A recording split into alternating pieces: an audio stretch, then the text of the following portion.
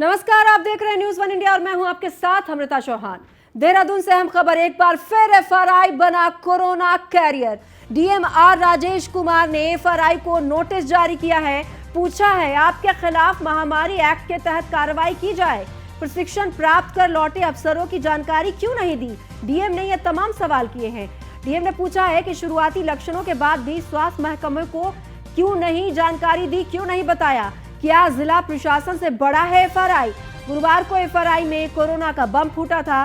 11 IFS अधिकारी corona positive मिले थे। शुरुआती लक्षणों के बाद भी स्वास्थ्य महकमे को क्यों नहीं बताया?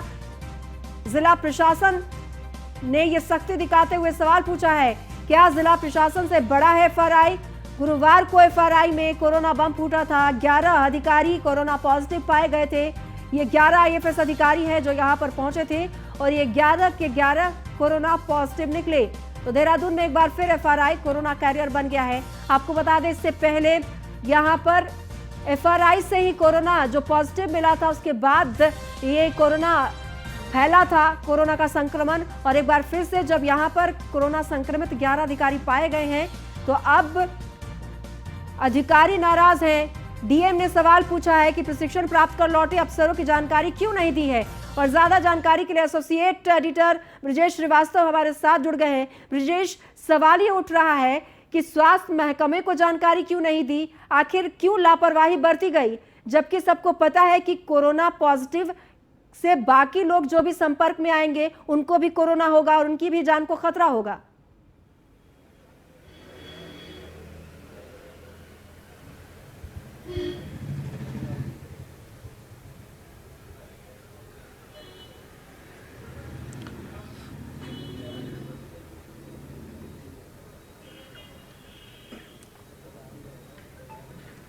देखिए, कहीं ना कहीं इसमें लापरवाही है। जिस तरीके से इंदिरा गांधी राष्ट्रीय वन अकादमी में प्रशिक्षण ले रहे जो 11 आईएफएस अधिकारी थे वो संक्रमित पाए गए हैं। सबसे बड़ी बात यह है कि एफआरआई में जब जो है एफआरआई कैंपस में ही जब ये अधिकारी आए उस वक्त जो है इसमें से कुछ अधिकारियों की तबीयत खराब थी। सबसे बड़ी बात यह है कि अगर तबीयत खराब थी तो प्राइमरी जो है आपको हेल्थ डिपार्टमेंट है इसको इस अवगत कराना होगा। और सबसे बड़ी बात यह है कि इसमें से जब एक अधिकारी का आरटीपीसीआर किया गया तो उसका पॉजिटिव आया, उसके बाद भी जिला प्रशासन को इसके बारे में अवगत नहीं कराया गया और इसके बाद एक अधिकारी पॉजिटिव निकलते गए। तो सबसे बड़ी बात यही है कि इसमें साफ तौर पर एफआरआई की लापरवाही सामने आ रही है।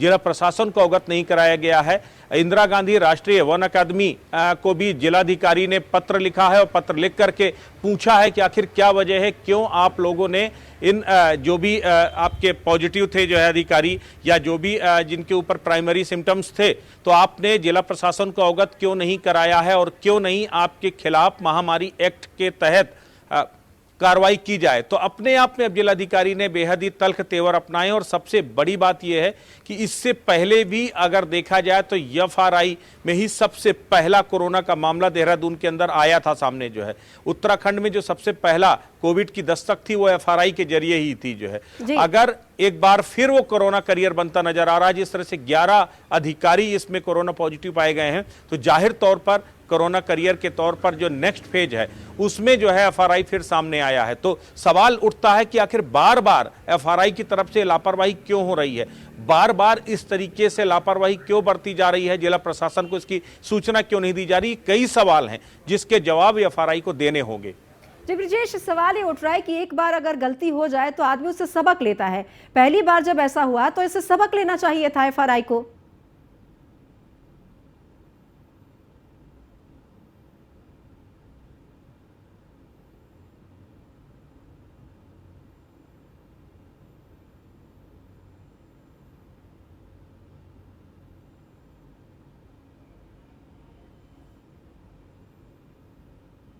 यही इसीलिए हम कह रहे हैं कि लापरवाही है सीधे तौर पर। अगर पहली बार मामले वहां पर सामने आए थे, उसके बाद फिर पूरे जो है उत्तराखंड में मामले एक के बाद एक आते चले गए। हम ये नहीं कह रहे कि वहीं से पूरे उत्तराखंड में मामले फैले, लेकिन कहीं ना कहीं पहला मामला एफआरआई में सामने आया था। उसके बाद भी सवाल ये उठे थे कि जिस लेवल पर मुस्तैदी के साथ जो है इन्हें एक्शन कर लेना चाहिए था वो नहीं लिया। इस बार तो 11 आईएफएस अधिकारी आपको संक्रमित पाए गए हैं, तो अपने आप में बड़ी बात है। बार बार अगर मामले सामने आ रहे हैं तो फिर आपको इस पर सजग सजगता बरतनी चाहिए थी, ज्यादा एक्टिव रहना चाहिए था, लेकिन वो एक्टिवनेस नजर नहीं आई। वो लापरवाही साथ ही सहस्त्रधारा रोड पर जो तिब्बती कॉलोनी है, तिब्बती कॉलोनी में भी 7 संक्रमित मामले सामने आए हैं। तो ये जैसे ही ये मामले सामने आए उसके बाद से हड़कंप मच गया। स्वास्थ्य विभाग की जो टीमें हैं वो वहां मौके पर पहुंची और उन्होंने कंटेनमेंट जोन बना दिया है। जिस इलाके में ज्यादा मामले सामने आए हैं उनको पूरी तरीके से एक तरह से कंटेनमेंट जोन में रेड जोन घोषित करके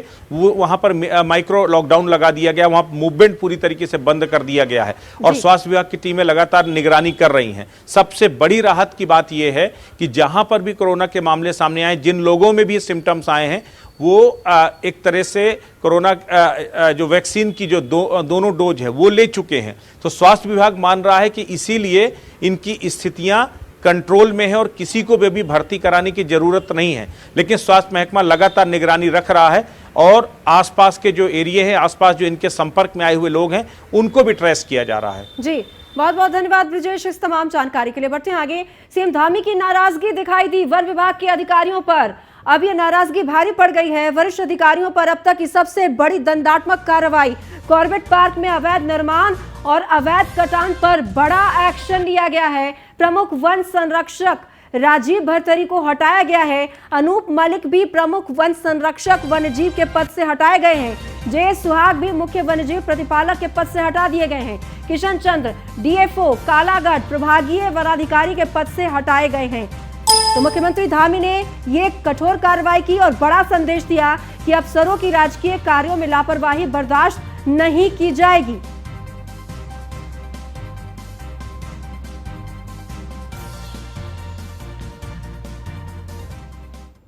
संज्ञान में आया था कि इस प्रकार की गतिविधि वहाँ पर हुई है कॉर्बेट रिजॉर्ट के अंतर्गत। उसके अंतर्गत जितने भी लोगों को हमने प्राथमिक जांच में उनसे संबंधित चीज़ें पाई गई, उन सभी के खिलाफ और उनको सभी को अपने अपने स्थानों से हमने डिस्प्लेस किया है और आगे हम जांच करवा रहे हैं। इसमें जो भी दोषी पाया जाएगा उसके खिलाफ कार्रवाई करेंगे। देखिए, पिछले दिनों संज्ञान में आया था।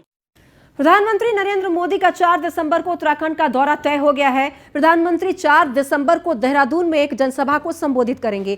पहले प्रधानमंत्री नरेंद्र मोदी का दौरा 3 दिसंबर को प्रस्तावित था, बताया जा रहा था, लेकिन अब 4 दिसंबर का समय तय हो गया है और प्रदेश महामंत्री कुलदीप कुमार ने इसकी पुष्टि भी की है। इससे पहले प्रधानमंत्री नरेंद्र मोदी 2 बार उत्तराखंड आ चुके हैं, लेकिन अब तक प्रधानमंत्री नरेंद्र मोदी ने उत्तराखंड में कोई चुनावी रैली नहीं की है। ऐसे में आगामी 4 दिसंबर को पीएम मोदी की देहरादून में एक बड़ी जनसभा होनी है। यह तय है कि इस जनसभा का मुख्य एजेंडा आगामी विधानसभा चुनाव ही होगा, जिसमें वो आम जनता को केंद्र द्वारा चलाई जा रही जन कल्याणकारी योजनाओं के बारे में बताएंगे। आपको बता दें कि पीएम मोदी बीते 5 नवंबर को केदारपुरी पहुंचे थे।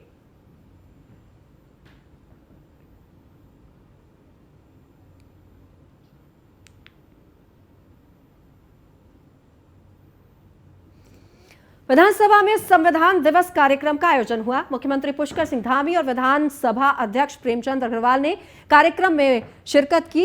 इस दौरान मुख्यमंत्री ने सभी लोगों को शुभकामनाएं देते हुए भारतीय संविधान की विशेषताएं गिनाई और कहा कि हमारा संविधान सबसे मजबूत है और उत्तराखंड सरकार पिछले 4.5 सालों से लगातार विकास का काम कर रही है। साथ ही उत्तर प्रदेश के साथ परिसंपत्ति विवादों को भी सरकार ने सुलझा दिया है। वहीं विधानसभा अध्यक्ष का कहना है कि आगामी विधानसभा सत्र देहरादून में कराए जाने को लेकर सरकार मंथन कर रही है। देखिए, सबसे पहले तो मैं आज अपने संविधान दिवस की बहुत बधाई शुभकामनाएं दे रहा हूं और आप जानते हैं लगातार मेरे इस लोकतंत्र के मंदिर और संविधान के मंदिर इस विधानसभा में इसी 26 नवंबर को हम अनेकों वर्षों से इस कार्यक्रम को मनाते आए हैं। लेकिन आज हमारा सौभाग्य कि माननीय मुख्यमंत्री जी ने आज हमारे बीच में आके इस कार्यक्रम की शोभा बढ़ाई और जिस प्रकार से 26 नवंबर 1949 को इसको स्वीकार किया गया था, अपनाया गया था और 26 जनवरी 1950 को इसको लागू किया गया। और ये बात तो ठीक है कि संविधान में हमें बहुत से अधिकार हमें प्राप्त होते हैं। देखिए, सबसे पहले तो मैं आज अपने संविधान दिवस की बहुत बधाई शुभकामनाएं दे रहा हूँ और आप जानते हैं लगातार मेरे इस लोकतंत्र के मंदिर और संविधान के मंदिर इस विधानसभा में इसी 26 और हरिद्वार में आप विधानसभा प्रभारी नरेश शर्मा प्रेस कॉन्फ्रेंस कर रहे हैं। मंत्री यतीश्वर आनंद पर खनन का आरोप लगाया है। आपने मंत्री यतीश्वर आनंद पर खनन का आरोप लगाकर यह प्रेस कॉन्फ्रेंस किया है। आप अवैध खनन के विरोध में प्रदर्शन भी करती रहेगी, ये कहना है आपका। और साथ ही कहा कि पट्टा आवंटन में नियम कानून की धज्जियां उड़ाई गई हैं। अवैध खनन से जुड़े लोगों के खिलाफ मुकदमा भी किया जाए, इसकी मांग की है आपके नेता ने। ग्रामीण के अंदर रवासन नदी में जिस प्रकार से अवैध खनन हो रहा है, आप सब लोग भली भांति परिचित हैं और कई दिन से आम आदमी पार्टी इसको उठा भी रही है इस मुद्दे को, और जगह जगह हम लोग धरना प्रदर्शन भी कर रहे हैं। इसमें जिस प्रकार से वहाँ पट्टा आवंटित किया गया, उसमें सारी नियम कानून की धज्जियां उड़ाते हुए उसको दिया गया।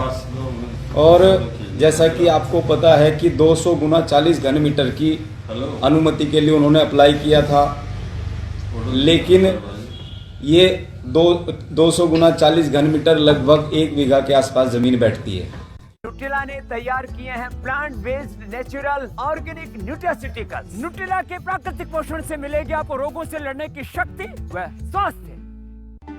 उत्तराखंड के स्थानीय उत्पाद रिंगाल से बना ये बेजोड़ हस्तशिल्प आज देश ही नहीं विदेशियों को भी खूब भा रहा है। इन्हें गिफ्ट हैम्पर के साथ ही साज सज्जा और अन्य कई तरह के उपयोग में लाया जा रहा है। और ये सब संभव हो पाया है उत्तराखंड सरकार की हस्तशिल्पियों के लिए शुरू की गई स्वरोजगार योजना से। सरकार ने उद्यमशील युवक युवतियों, कुशल एवं अकुशल दस्तकारों एवं हस्तशिल्पियों को स्वरोजगार की ओर अभिप्रेरित करने का बीड़ा उठाया है। उद्योग विभाग द्वारा मार्गदर्शन देने के साथ ही उद्यम स्थापना से संबंधित सभी योजनाओं की दी जा रही है जानकारी। सरकार की इस पहल से जहां हस्तशिल्पियों को घर पर ही रोजगार मिल रहा है, वहीं उत्तराखंड के पारंपरिक हस्तशिल्प को भी मिल रही है नई पहचान।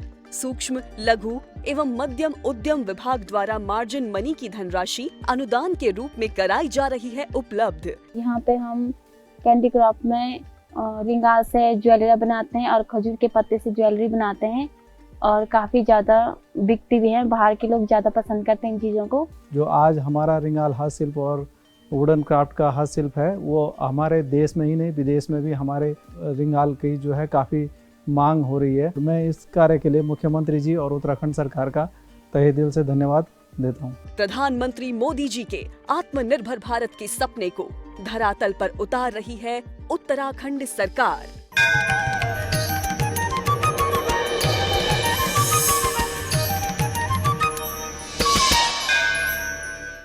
ब्रेक के बाद आप सभी का स्वागत है। बढ़ते आगे। हरिद्वार की ज्वालापुर विधानसभा क्षेत्र के अतमलपुर गांव में संविधान महोत्सव का आयोजन हुआ। मुख्य अतिथि के रूप में बीजेपी के राष्ट्रीय महामंत्री एवं उत्तराखंड प्रभारी दुष्यंत गौतम ने महोत्सव में शिरकत की। दुष्यंत गौतम ने कहा कि नेहरू की गलत नीतियों के कारण देश का बंटवारा हुआ और कांग्रेस ने हमेशा डॉक्टर भीमराव अंबेडकर का अपमान किया है। वहीं अंबेडकर के पद चिन्हों पर अगर कोई चल रहा है तो प्रधानमंत्री नरेंद्र मोदी हैं। साथ ही उन्होंने कहा कि जो लोग भीमराव अंबेडकर को ब्राह्मण विरोधी करार देते हैं, वो सिर्फ वोट की राजनीति कर रहे हैं। अंबेडकर को जाति और धर्म में बांटना सरासर गलत है। संविधान दिवस की पूर्व संध्या पर यह कार्यक्रम किया जा रहा है। आदरणीय नरेंद्र मोदी जी ने डॉक्टर भीमराव अंबेडकर जी को बराबर सम्मान देने का काम किया है। पहली बार सरकार बनने के बाद में डॉक्टर अंबेडकर जी को इस पृथ्वी पे पहले व्यक्ति हैं जिनको जन्मदिन पे भी याद किया जाता है, परिनिर्वाण दिवस पे भी याद करता है, अम्बेडकर दिवस, संविधान दिवस पे भी याद किया जाएगा। 2015 में इसकी अधिसूचना जारी हुई थी और उस अधिसूचना के तहत संविधान दिवस को मनाया जा रहा है। और अगर 2015 की आप पार्लियामेंट्री 2 दिवसीय डिबेट देखेंगे तो मालूम पड़ेगा वर्तमान भारत के निर्माता बाबा भीमराव अम्बेडकर जी ने 26 नवंबर 1949 को ये संविधान सभा समर्पित कर दिया था। आज हम उस दिवस को मना रहे हैं। हम बहुत बहुत शुभकामनाएं देते हैं, धन्यवाद देते हैं। आज बहुत सारे अम्बेडकर हमारे क्षेत्र से निकल कर आए, उनका सम्मान करेंगे, आदर करेंगे और इस दिवस को सुंदर तरीके से मनाएंगे। कौन आ रहे हैं सर इसमें? श्रीमान दुष्यंत कुमार गौतम जी हमारे पहुंच रहे हैं, डॉक्टर जयपाल जी जिलाध्यक्ष वो भी रहेंगे और हम भी इसमें बहुत सारे कार्यकर्ताओं को। क्या संदेश देंगे आप? संदेश तो बिल्कुल स्पष्ट है संविधान दिवस 2015 से माननीय नरेंद्र मोदी जी के देश नेतृत्व में मनाया जा रहा पूरे देश में। इससे पहले हम भारतीय जनता पार्टी के बैनर पर मना। देवभूमि में चारों धामों के कपाट बंद होने और देव डोलियों के शीतकालीन गद्दी स्थल में विराजमान होने के बाद अब शीतकालीन यात्रा का विधिवत आगाज हो गया है। अब देश विदेश के भक्त शीतकालीन मंदिरों में आकर अपने आराध्य के दर्शन कर सकेंगे। वहीं 11वें ज्योतिर्लिंग भगवान केदारनाथ के साथ मद महेश्वर की डोली भी शीतकालीन गद्दी स्थल में विराजमान हो गई है। अब सभी भक्त ओंकारेश्वर मंदिर में आकर दोनों धामों के दर्शन कर सकते हैं। ऐसा माना जाता है कि जो भक्त किसी कारणवश केदारनाथ और मद महेश्वर भगवान के दर्शन नहीं कर पाते, वो ओंकारेश्वर मंदिर के दर्शन कर सकते हैं। इससे उन भक्तों को पंच केदारों के दर्शन का लाभ मिल जाता है।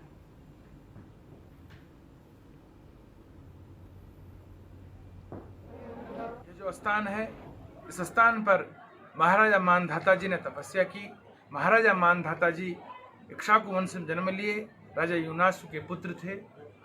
भगवान शिव को प्राप्त करने के लिए, भगवान के ओमकार के दर्शन करने के लिए हजारों साल तक इस स्थान पर मानधाता राजा ने तप किया।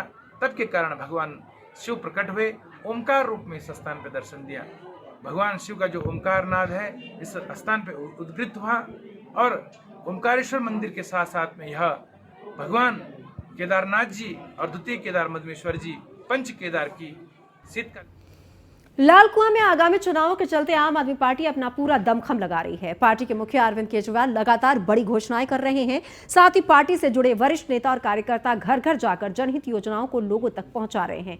आपके वरिष्ठ नेता और विधायक पद के दावेदार चंद्रशेखर पांडे का कहना है कि आम आदमी पार्टी पूरे समाज को साथ लेकर चलने वाली पार्टी है और सभी के हित में काम भी कर रही है। पार्टी में किसी धर्म के लिए कोई भेदभाव नहीं है और चुनाव जीतने के बाद सत्ता में आते ही पार्टी ने जो घोषणाएं की है उन सभी को पूरा किया जाएगा और विकास की ओर ध्यान दिया जाएगा। धर्म की बात करती थी, आम आदमी पार्टी जो है सर्व समाज की पार्टी है। इसके लिए सभी वर्ग धर्म सभी एक समान है और उसी प्रकार दिल्ली में भी उन्हें विकास रखा, चाहे वो किसी धर्म का हो किसी समुदाय का हो, सबके एक समान जिसके आवश्यक है आवश्यक लोगों को ही उनके द्वारा जो है आगे बढ़ाया गया, उनके कार्य को किया गया है।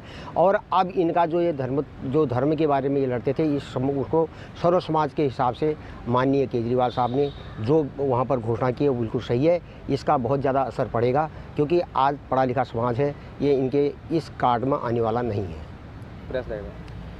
मुझे लगता है कि उत्तराखंड की जनता आंतरिक। फिलहाल इस बुलेटिन में इतना ही। नमस्कार।